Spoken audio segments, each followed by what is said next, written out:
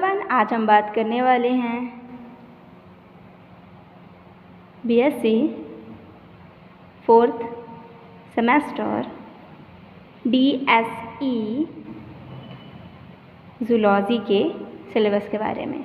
अगर आप भी बीएससी फोर्थ सेमेस्टर में डीएसई जूलॉजी लिया है आपने, तो आज हम इसके कम्प्लीटली सिलेबस के बारे में बात करेंगे। मैक्सिमम लोगों को पता है अभी तक सिलेबस के बारे में भी नॉलेज नहीं है। सो आज कम्प्लीटली सिलेबस के बारे में बात करते हैं। चलो सिलेबस को डिटेल में देखते हैं। एंड तक बने रहिएगा, लास्ट स्किप मत कीजिएगा। लास्ट में आप लोगों के लिए एक सरप्राइज़ भी है, सो लास्ट तक देखिएगा। बात कर रही हूँ बीएससी जूलॉजी की बात मैं नहीं कर रही हूँ। बीएससी में अगर आप हैं तो आप भी जानते हैं कि हमें यहाँ पे 4 सब्जेक्ट मेन पढ़ने होते हैं। डीएससी केमिस्ट्री, डीएससी बॉटनी और एक डीएससी जूलॉजी। उसके बाद डीएसई में हम अपने अकॉर्डिंग कोई भी एक सब्जेक्ट सेलेक्ट करते हैं। तो हम अभी डीएसई जूलॉजी के बारे में बात करने वाले हैं, ठीक है। इसका हम डिटेल में सिलेबस चेक कर लेते हैं। एक चीज़ मैं आपको बताना चाहूँगी, हम जो हैं 2024 एंड 28 प्रोग्राम में हैं, यानी कि हम स्पेशली जो हैं एनईपी के सिलेबस, जो कि 2022 का रूल आप भी जानते हैं, ठीक है। हम जो हैं स्पेशली एनईपी 2020 के सिलेबस की ही बात कर रहे हैं, ठीक है। सो एंड तक देखिएगा और एंड में आपके लिए एक प्यारा सा सरप्राइज़ भी है, मैं आपको एंड में बताऊंगी। एंड तक टिके रहिएगा। उसके बाद हम आगे डिटेल में जो है ना मार्क्स के बारे में भी बात करेंगे, ठीक है। यहाँ पे आपको मैक्सिमम मार्क्स 100 के होते हैं, ठीक है। यहाँ पे क्रेडिट वगैरह है, हम वो सारी चीज़ें बाद में बात करेंगे। अभी ओवरऑल जो है वो जनरल नॉलेज में आपको दे रही हूँ। देन अब हमें भी, आपको भी पता है कि सिलेबस में 4 यूनिट हैं, ठीक है। Unit 1, unit 2, unit 3 and unit 4 है। ये हमारा यूनिट 4 है। उसके बाद अब हम एक एक करके डिटेल में देखते हैं कि एक्चुअल में हमें सिलेबस में पढ़ना क्या है। यूनिट 1 की अगर हम बात करें तो यूनिट 1 हमारा क्या है, an overview of ecology and biomes. ये हमारा यूनिट 1 है। अब यूनिट 1 में भी सब टॉपिक्स हैं, ठीक है। हम उसको भी एक एक करके समझ लेते हैं। यूनिट 1 हमें इकोलॉजी एंड बायोम्स में क्या पढ़ने हैं, AIIMS and scope of ecology, ठीक है। जो हमारा इकोलॉजी है यानी कि जो पारिस्थितिक है, पारिस्थितिकी जो बोलते हैं ना, उसका क्या एम एंड क्या स्कोप है, इस यूनिट में हमें वो पढ़ना है। Difference between autecology and synecology, difference between autecology and synecology हमें ये पढ़ना है। अबायोटिक एंड बायोटिक फैक्टर्स पढ़ेंगे। Then ecosystem and ecological pyramid भी हम डिटेल में पढ़ेंगे। उसके बाद है जियोकेमिकल साइकिल, ठीक है। जियोकेमिकल साइकिल को हम डिटेल में पढ़ेंगे। एनर्जी फ्लो इन इकोसिस्टम को अच्छे से देखेंगे। एनर्जी फ्लो इन इकोसिस्टम में ना कुछ सब टॉपिक्स भी हैं, like traffic level, food chain, food web, ये सारी चीज़ों को ना हम इसमें डिटेल में देखेंगे। उसके बाद food chain in a fresh water ecosystem, ये trophic level, food chain, food web chain, food chain in a fresh water ecosystem जो है ना, ये एनर्जी फ्लो के अंतर्गत ही आता है, ठीक है। उसके बाद हम डिटेल में पढ़ेंगे लॉ ऑफ लिमिटिंग फैक्टर, जिसमें अपन को लिविंग्स लॉ ऑफ मिनिमम देखना है। उसके बाद शेलफोल्ड लॉ ऑफ टॉलरेंस देखेंगे। Major biomes of the world देखेंगे and biogeographic zone of India. पूरा हम टॉपिक टू टॉपिक जो है ना, मैं आगे आपको एक सरप्राइज़ देने वाली हूँ, सो वीडियो को स्किप मत कीजिएगा, आप एंड तक देखिएगा। मुझे पता है कि काफ़ी लोगों को अभी तक जो है ना वो डीएसई जूलॉजी का सिलेबस भी नहीं पता है। सो इस वीडियो को बनाने का मेरा मेन मोटिव यही है, आप अपने फ्रेंड्स के साथ शेयर कर सकते हैं अगर उनको भी नहीं पता है तो। देन यूनिट 2 की हम बात कर लेते हैं। यूनिट 2 हमारा पॉपुलेशन इकोलॉजी है। पॉपुलेशन इकोलॉजी में हमें डिटेल में जो पढ़ना है पॉपुलेशन कैरेक्टरिस्टिक्स है, जिसके अंतर्गत डेंसिटी आता है, मेजरमेंट ऑफ पॉपुलेशंस आते हैं। देन डेंसिटी यानी कि coordinate method and tagging method आते हैं। उसके बाद mortality, natality, age pyramid, migration and dispersal पढ़ने हैं। मोर्टालिटी और नेटेलिटी क्या होता है, मोर्टालिटी और नेटेलिटी यानी कि किसी भी पर्टिकुलर एरिया में पॉपुलेशन ऐड ऑन हो रही है या किसी की डेथ हो रही है, मोर्टालिटी नेटेलिटी में वही सब आते हैं।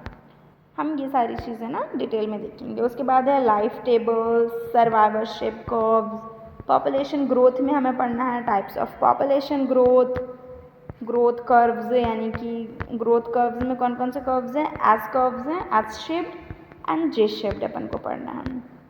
उसके बाद आता है mathematical expressions of population growth, जिसके अंतर्गत हमें लॉजिस्टिक एंड स्टोकेस्टिक यानी कि आर एंड के ये जो है ना आर एंड के स्ट्रैटेजीज हम पढ़ेंगे, केयरिंग कैपेसिटी पढ़ेंगे एंड पॉपुलेशन रेगुलेशन के अंतर्गत हम एक्सट्रिंसिक एंड इंट्रिंसिक फैक्टर्स भी पढ़ेंगे।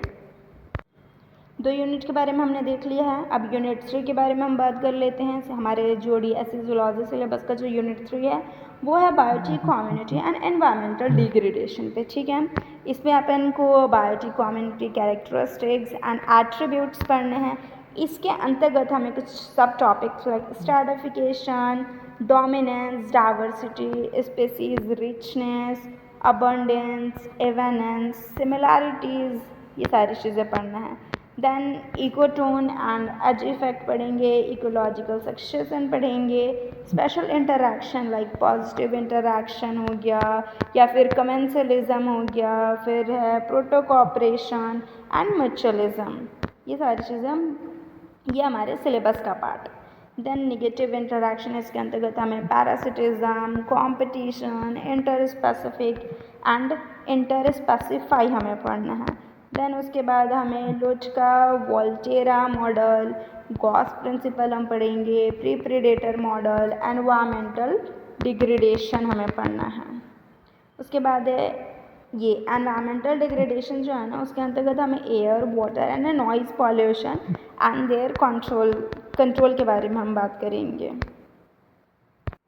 उसके बाद हम नेचुरल रिसोर्सेज, इसके अंतर्गत हम mineral, water and forest, their significance and conservation देखेंगे। उसके बाद हमारे सिलेबस का यूनिट 4 है जिसमें क्या क्या चीज़ें हैं हम वो देख लेते हैं। ये सिलेबस NEP बेस्ड सिलेबस है स्टूडेंट्स, तो जो भी NEP वाले आपके फ्रेंड्स हैं या BSc में हैं, मैं इसी चैनल के थ्रू आपको जो है ना DSc botany, DSc chemistry, DSc zoology, इन सभी के भी सिलेबस अपलोड करने वाली हूँ। तो आप इस चैनल को मेक श्योर कीजिए कि सब्सक्राइब कर लिए हों। इस चैनल पे आपके लिए बहुत यूज़फुल कंटेंट जो है ना वो अब आने वाले हैं। देन हम यूनिट 4 देख लेते हैं। Biodiversity and wild life management है। इसके अंतर्गत हमें बायोडाइवर्सिटी, उसके कॉन्सेप्ट एंड कैरेक्टरिस्टिक्स पढ़ने हैं, level of biodiversity, genetic diversity, species diversity and ecosystem diversity हमें इसके अंतर्गत देखना है।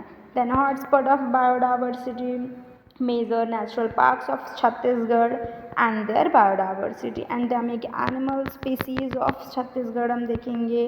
उसके बाद हम देखेंगे IUCN red list categories and criteria, conservation of biodiversity यानी कि in situ and ex situ conservation, ये सारे सिलेबस के अंतर्गत है students. And major international and national treaties, laws and regulations for conserving biodiversity।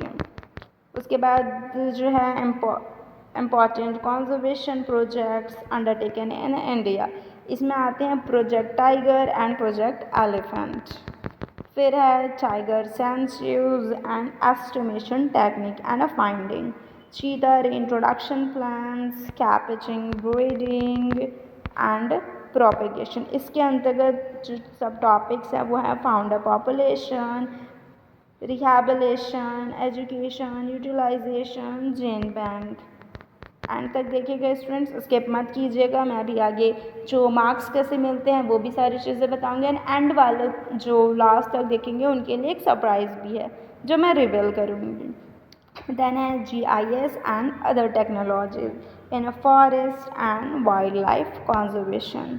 तो स्टूडेंट्स यहाँ तक हमने जो है क्या क्या हमारा DSE का सिलेबस है उनके बारे में बात कर लिया।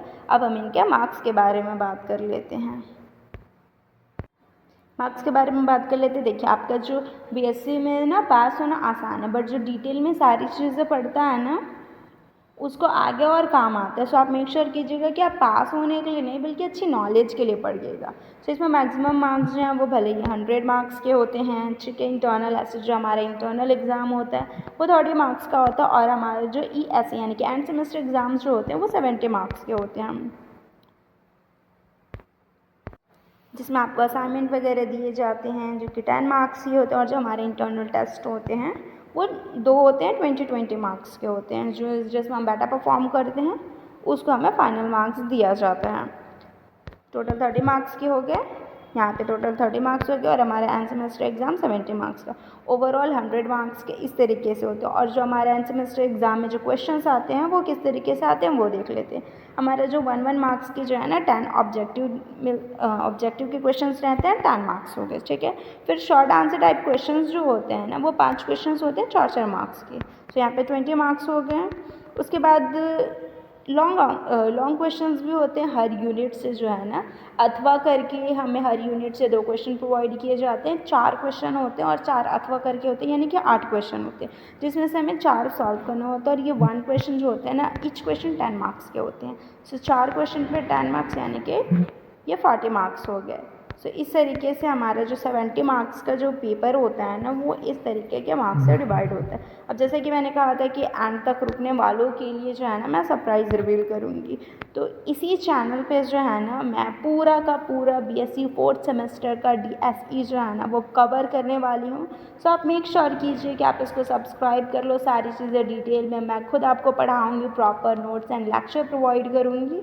सो आप सब्सक्राइब कीजिए, मिलते हैं नेक्स्ट वीडियो में।